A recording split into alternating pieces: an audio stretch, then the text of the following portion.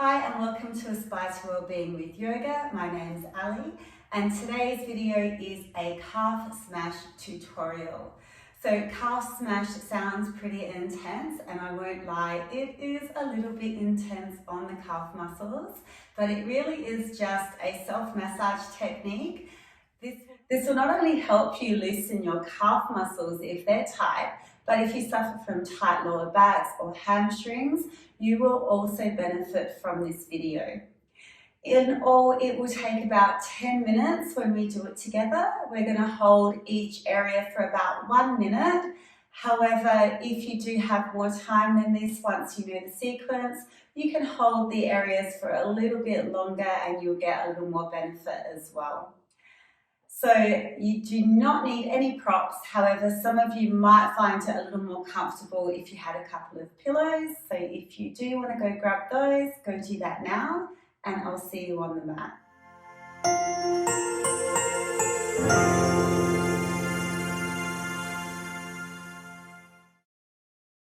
Okay, so the first thing we're going to do is take downward facing dog. This is just going to give us a reference point to see how tight our calves and hamstrings are to begin with. So I'll get you to take your hands right under your shoulders, your knees directly underneath the hips. Tuck the toes under and without moving your hands and feet, just lift the hips up towards the sky, pushing the hands down and forward to bring the sitting bones back. Bend the knees a lot so you can turn the sitting bones up towards the sky like you're trying to arch your lower back, and then just let the heels move towards the mat. Don't worry if they touch or not, please don't move your feet. We are just trying to get a bit of a reference point. They might touch a little bit closer towards the mat at the end of the video, or maybe not, but hopefully you will feel the hamstrings and the calves a little looser. So once you've got an idea of how tight they're feeling, come back down and we'll start the first area. So we're going to use the left foot first. So the top of the foot, where the foot and the shin bone meet, we're going to use that 90 degrees across the Achilles tendon. So we're going to turn out the leg as much as you can. Might not be quite 90 degrees for everyone, but best effort towards there. And above the Achilles, so not on the calf muscle itself, just above the ankle bone to start with. And for some people, you might be able to sit back. Others, that's where you might use the pillow and take some of the weight into the pillow and off your Achilles. The more upright you are, the more intense the pose. And just try to slow down your breathing here. So although I'm timing it just for the video, the purpose of the video, you're able to do this for a little longer, but I want you to try not to watch the clock, because when we do that we often tense up. I really want you to just try to focus on nice slow breathing, or listen to the calming music, or just get lost in your thoughts. Try to relax as much as possible because it will really help the muscles release.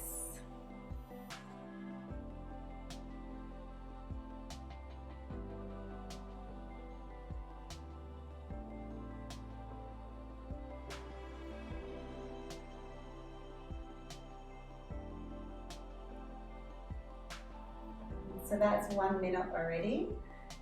Depending on how tight you felt, it could feel like an eternity, but for now we'll just keep it at a minute. Same area of the foot, we're just going to move it up the leg to below the calf muscle. So right on the edge, on the bottom part of the calf muscle, 90 degrees as best as you can by rotating that leg and taking a seat. Feeling free, as I said, to take some of the pressure off. Hopefully the more you do it, the more you'll be able to come back onto full weight onto your legs. As I said in the introduction, it is intense, it definitely doesn't feel nice, but in my opinion it's a lot nicer than having tight calves, tight hamstrings and tight lower backs and having to live like that. I definitely find doing this at least once a week for myself definitely helps my back issues, and also I like to wear heels when I dance because I'm only 5'1", so my calves and Achilles get pretty tight from there.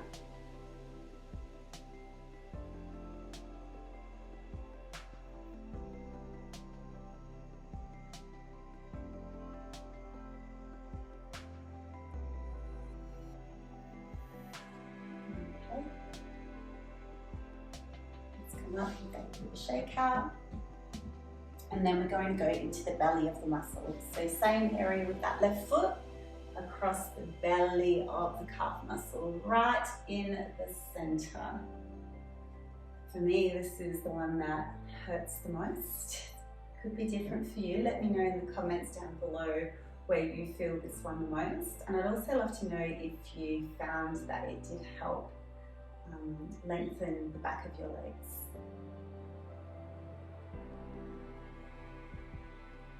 When you're doing this at home, you could definitely do this for a few minutes in each area. I just probably advise you not to watch the clock when we are watching the clock, or even when we're watching TV sometimes, or focusing on the sensation of how it's feeling, the pain. We can actually tense our muscles, and that's not what we're trying to do here. We want to try to get into the parasympathetic system, where our muscles just relax, the rest and digest system.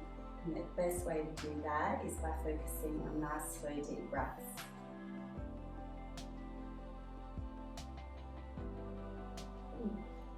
Do a shake out again. And then the last one we're going to do is across the top of the calf, as close to the crease behind the knee as you can get. And this one can be a little bit tricky to sit back on, but just try to place as much weight as you can over your pelvis.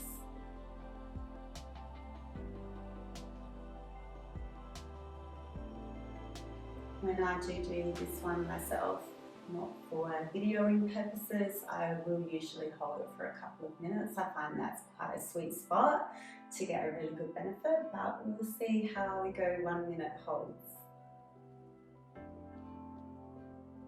I think when you're first starting out with this technique, 1 minute can be a long time.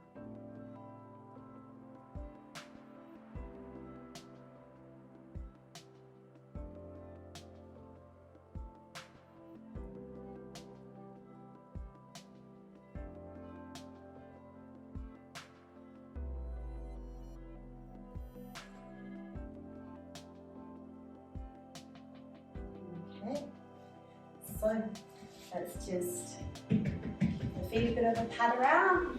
Let's come back into our down dog. So hands under shoulders, knees in exactly the same place underneath the hips. Tuck the toes under, press back, pushing into the mat down and forward. And I definitely feel my right side longer. My heel actually can touch the mat on this side, whereas my left heel cannot. So yeah, you do get a bit of a benefit even for 1 minute. So it's a great place to start. Okay, so let's even it up. We're going to take the right foot now, the top of the foot across the Achilles first. So remember, we want to use the right outer glute to really turn the leg out from the hip socket to try to get that perpendicular bone against bone. And breathe. And just set the timer.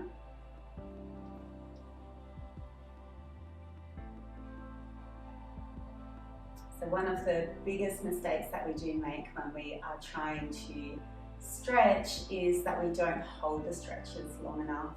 It does take at least 30 seconds for the stretch reflex to switch off. The stretch reflex is our body's natural response to stimulus. So if we put our muscles or tendon on stretch so that we don't injure ourselves, the first thing it's going to do is contract. So if you're only holding your stretches for 15 to 30 seconds, you're not really getting too much benefit. After 30 seconds, that stretch reflex will switch off and your body will start to actually let go. The longer you do it, even better.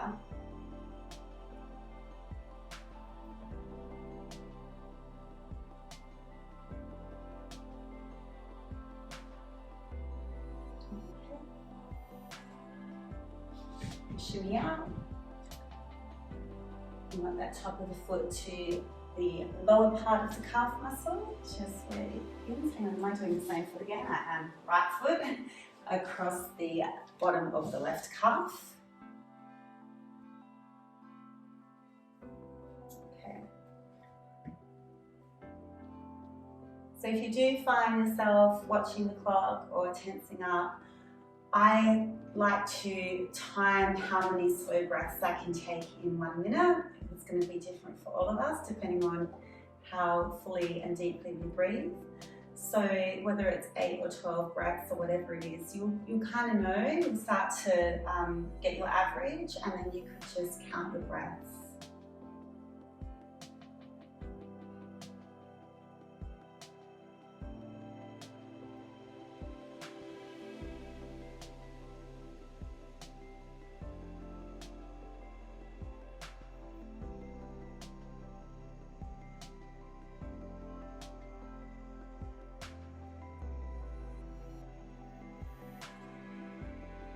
Last couple of breaths here. And come on, give them a good shake out. All right, into the belly of the muscle, right in the middle.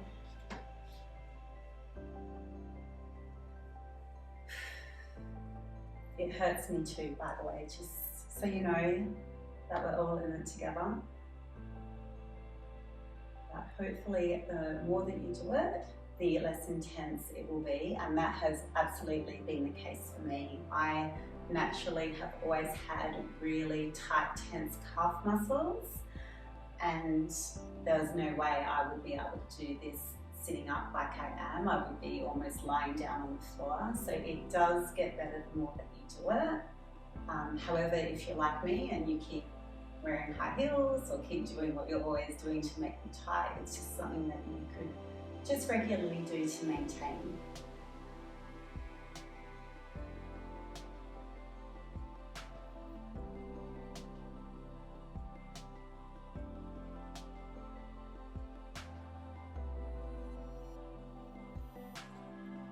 Okay, done. We have got one more area. Shake out. Okay, so I don't know why I keep getting my wrong foot here. Right foot, use that over the top of your left calf. I think it's because I don't really want to do this leg because this is my tighter side. It's absolutely normal for you to feel this quite intensely, more intensely on one leg than the other, and for me it is my left side.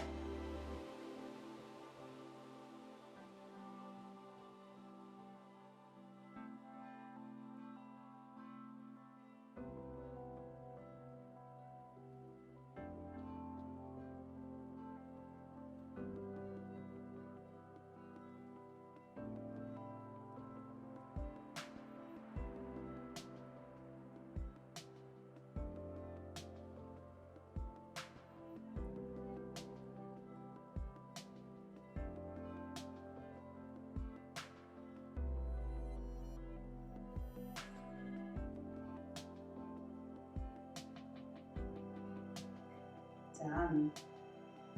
Okay, let's have a look at our hard work. So hands under the shoulders, knees onto the hips, get that proper reference point, press back, and make sure you're turning your sitting bones up towards the sky. So hopefully what you're noticing is not just your calf muscles feeling a little bit looser and more open, but you might feel a little looser in the hamstrings as well, which is what I find really magical about this technique. So how do your calves and your hamstrings feel? I'd love to know if this technique worked for you. Please let me know in the comments down below. Also, if you have any requests of any other videos that I could make to help you along your yoga journey or help you with some stretches, please let me know so that I can make content that is the content that you want to see. Also, please, whilst you're there, subscribe to my channel. It helps my channel grow so that I can continue to provide free yoga and yoga related content out there for everyone. And if you don't already know, I do have a Patreon page. I've popped the link to that down below. It's purely an optional way if you have extra resources to be able to further support me to provide free yoga out there for everybody. And the cost of the Patreon is as little as $5 a month, but it does really help me to afford the time to make the content for everybody. I hope you really got something out of this practice and that you feel a little looser through the back of the legs, and I will see you in one of my classes soon.